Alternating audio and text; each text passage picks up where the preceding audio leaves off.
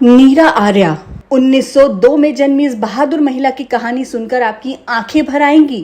नीरा ने आजाद हिंद फौज की रानी झांसी रेजिमेंट में शामिल होकर नेताजी सुभाष चंद्र बोस की सुरक्षा का बीड़ा उठाया था। नीरा एक सच्ची देशभक्त थी और हिंदुस्तान की आजादी के लिए उन्होंने अपने पति तक की हत्या कर दी थी और सहा था अंग्रेजों का ऐसा टॉर्चर जिसे सुनकर आपके रोंगटे खड़े हो जाएंगे। ये सच्ची कहानी है नीरा आर्या उर्फ नीरा नागिन की। नीरा आर्या का जन्म 5 मार्च 1902 को बागपत के खेकड़ा गांव में हुआ था। उनके पिता सेठ छज्जूमल का व्यापार पूरे भारत में फैला हुआ था, खासकर कोलकाता में। यही वजह है कि नीरा की प्रारंभिक शिक्षा कोलकाता से हुई थी। नीरा एक सच्ची देशभक्त थी, जबकि उनके पिता अंग्रेजी हुकूमत के आगे अपना सर झुकाते थे। नीरा सुभाष चंद्र बोस और उनके विचारों से काफी प्रभावित थी, इसलिए नीरा रानी झांसी रेजिमेंट में शामिल हो गई, जहां वो नेताजी सुभाष चंद्र बोस के साथ मिलकर देश की आजादी के लिए काम करने लगी। नीरा ने सुभाष चंद्र बोस की सुरक्षा का जिम्मा भी उठाया हुआ था।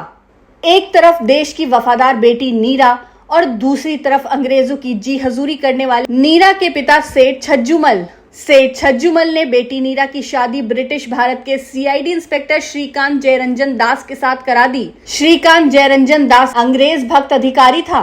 एक दिन जयरंजन को आदेश मिला, नेताजी सुभाष चंद्र बोस की जासूसी करो और मौका मिलते ही उनकी हत्या कर दो। जयरंजन ने नीरा को इसकी भनक तक नहीं लगने दी, लेकिन जब एक दिन नीरा नेताजी से मिलने गई तो जयरंजन ने नीरा का पीछा किया और अचानक नेताजी पर गोलियां चला दी। इस हमले में नेताजी तो बच गए, पर उनके ड्राइवर को गोली लग गई। नीरा ने जब ये देखा तो उनके अंदर की देशभक्ति जाग गई और बिना एक पल गवाए अपनी ही मांग का सिंदूर मिटा दिया। नीरा ने अपने पति जयरंजन की उसी वक्त गोली मारकर हत्या कर दी। नेताजी ने जब ये मंजर देखा कि उनको बचाने के लिए नीरा ने अपने पति को ही मौत के घाट उतार दिया, तो नेताजी ने गर्व से उनका नाम नीरा नागिन रख दिया। नीरा के इस साहसिक कदम के बाद नीरा को काले पानी की सजा मिली। उन्हें भेजा गया अंडमान की सेल्यूलर जेल में। जेल में उनके साथ जो हुआ वो सुनकर आपकी रूह कांप जाएगी।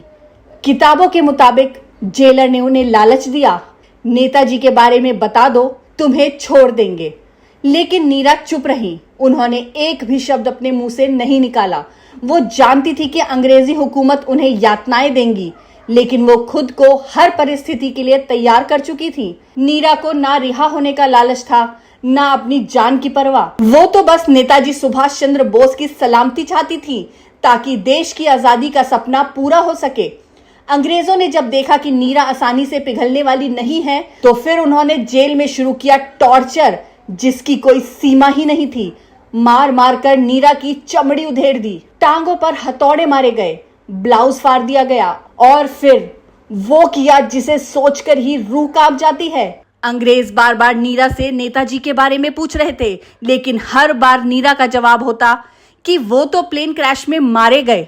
नीरा अपनी बात पे अडिग रही।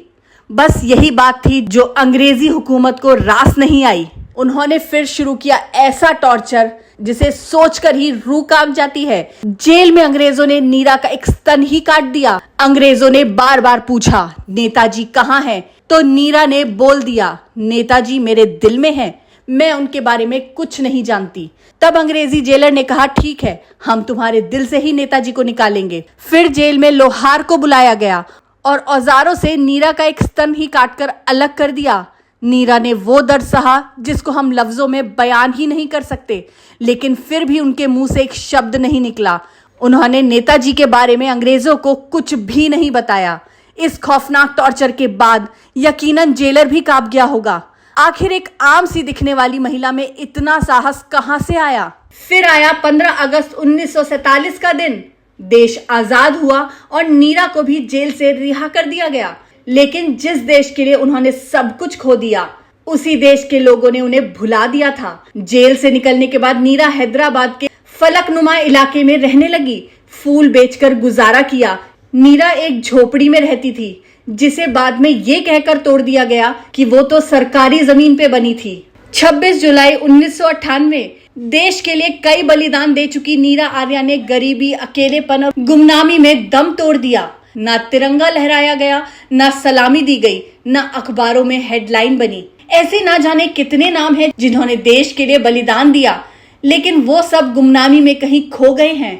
उन सभी वीरों को श्रद्धांजलि के तौर पर हम आपके लिए उनकी कहानियों को सामने लाएंगे, जिनके बारे में जानकर हमें उन पर गर्व होगा। जय हिंद।